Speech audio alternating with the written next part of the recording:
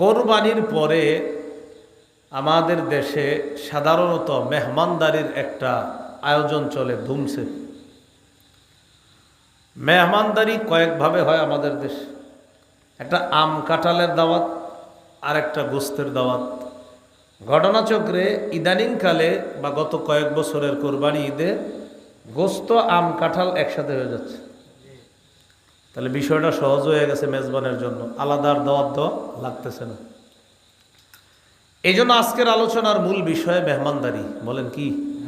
হ্যাঁ, মেহমানদারি।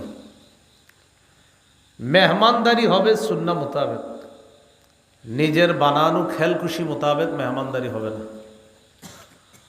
মেহমানদারিকে কেন্দ্র করে সকাল 9টা থেকে বক্স 2টা বাড়ির দুই পাশে ফিট করলেন, 12টা পর্যন্ত গান বাজাইলেন আর সবাইরে জানাইলেন আজকে 12টার দিকে আমার নানার বাড়ি, মামার বাড়ি, ফুফু খালা ইত্যাদিরা আসবে।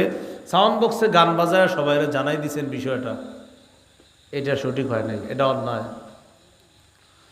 বর্ষার সিজনে আবার যারা মেহমান হচ্ছে ট্রলারে করে, এরা ট্রলারের দুই পাশে 2টা বক্স লাগায়, গান বাজায় আর নাচানাচি করে। এরা কোথাও যাচ্ছে দাওয়াত খাইতে আর বুঝায় আমরা কিন্তু কিছু একটা করতে যাইতেছি। এটা ইসলাম নিষিদ্ধ করে। মেহমানদারি ভালো কাজ, এটাকে কেন্দ্র করে গুনাহ, অন্যায়, এটা হারাম। সূরা জারিয়াতের 24 থেকে 27 নম্বর আয়াতে আল্লাহ বলেন, হাল আতাকা হাদিসু দাইফি ইব্রাহিমাল মুকরামিন। নবী, আপনার কাছে কি ইব্রাহিম নবীর সম্মানিত মেহমানদের বৃত্তান্ত এসেছে? ইদ দাখালু আলাইহি ফাকালু সালামা। মেহমানগণ যখন ইব্রাহিম নবীর কাছে আসলেন, প্রবেশ করলেন, তখন তারা বললেন সালাম। ক্বালা সালামুন কওমুম মুনকারুন। ইব্রাহিম নবী জবাবে তাদেরকে সালামের মাধ্যমে তাদের জন্য শান্তির দোয়া করলেন। মেহমানরা ঘরে ঢুইকা ইব্রাহিম নবীর জন্য শান্তির দোয়া করলেন। ইব্রাহিম নবী জবাবে মেহমানদের জন্য শান্তির দোয়া করলেন। ফারাগা ইলা আহলিহি ফাজাআ বিইজলিন সামিন।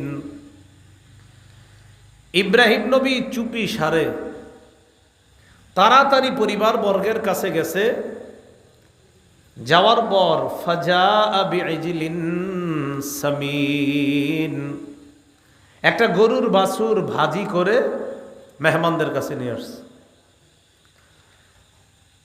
আনার পর মেহমানদেরকে বলতেছে, ফাকাররাবাহু ইলাইহিম ক্বালা আলা তাকুলুন। খাবার পরিবেশন করে তাদেরকে বললেন, আলা তাকুলুন, আপনারা কি খাবেন না? খাচ্ছেন না কেন? ফাআওজাসা মিনহুম খীফা। মনে মনে তাদের ব্যাপারে ভয় পাইলেন। ঘটনা কি? মেহমানরা খায় না কেন? অপরিচিত মানুষ তারা। সাধারণত ইব্রাহিম নবী অপরিচিত কোনো মানুষ দেখলে তাদের মেহমানদারি করতেন, তো তারা খাইতেছে না কেন? মনে মনে ভয় পাইলেন। তারা অভয় দিয়ে তাকে বললেন, ক্বালু লা তাখাফ। ইব্রাহিম নবীকে বললেন, আপনি ভয় পাবেন না, চিন্তার কারণ নাই। আপনি আমাদেরকে যা ভাবতেছেন, আমরা মেহমান, তবে যেই মেহমানরা খাবার খায় আমরা সেই মেহমান না, আমরা আল্লাহর পক্ষ থেকে প্রেরিত ফেরেশতা, আমরা খাই না। ইব্রাহিম নবী মেহমানদারি করেছেন।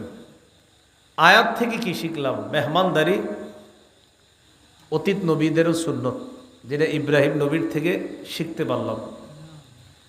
হাদিসে আসছে, ক্বালা রাসূলুল্লাহ সাল্লাল্লাহু আলাইহি ওয়াসাল্লাম, কানা আউওয়ালা মান দাইয়াফা আদ-দাইফা ইব্রাহিম আলাইহিস সালাতু ওয়াস সালাম। সর্বপ্রথম পৃথিবীতে যিনি মেহমানদারির প্রচলন করেছেন তিনি হলেন ইব্রাহিম আলাইহিস সালাতু ওয়াস সালাম। কোন নবী? ইব্রাহিম নবী মেহমানদারির প্রচলন করেছেন। এই আয়াত থেকে কি শিখলাম? মেহমানরা আসলে তাদেরকে স্বাগত জানানো, মেহমানের সাথে সাক্ষাতের পর সালাম বিনিময় হবে, মুসাফা করবেন। قال رسول الله صلى الله عليه وسلم ما من مسلمين يلتقيان فيتصافحان إلا غفر لهما قبل أن يفترقا। দুই মুসলমানের যখন সাক্ষাৎ হয়, একজন আরেকজনের সাথে যখন সালাম হয়, মুসাফা হয়, তারা দুইজন তাদের স্থান থেকে পৃথক হওয়ার আগেই তাদের গুনাহগুলো মাফ হয়ে যায়। মেহমান আসলে এগিয়ে গিয়ে স্বাগত জানাবেন, বিদায় দেওয়ার সময় দরজা পর্যন্ত গিয়ে তাকে বিদায় জানাবেন। এইটা এক নাম্বার শিক্ষা শিখলাম। আরেকটা বিষয় শিখলাম আয়াত থেকে, ইব্রাহিম নবী দ্রুত পরিবারের কাছে গিয়ে মেহমানদারির আয়োজন করছেন। এই জন্য মনে রাখতে হবে, মেজবানের করণীয় দ্রুত মেহমানদারির আয়োজন করা। দ্রুত কাজ করা শয়তানের কাজ। বলেন সবাই, দ্রুত কাজ কার কাজ? ধীরস্থিরতা আল্লাহর কাজ। ধীরস্থিরতা কার পক্ষ থেকে? আল্লাহর। আর দ্রুততা কার পক্ষ?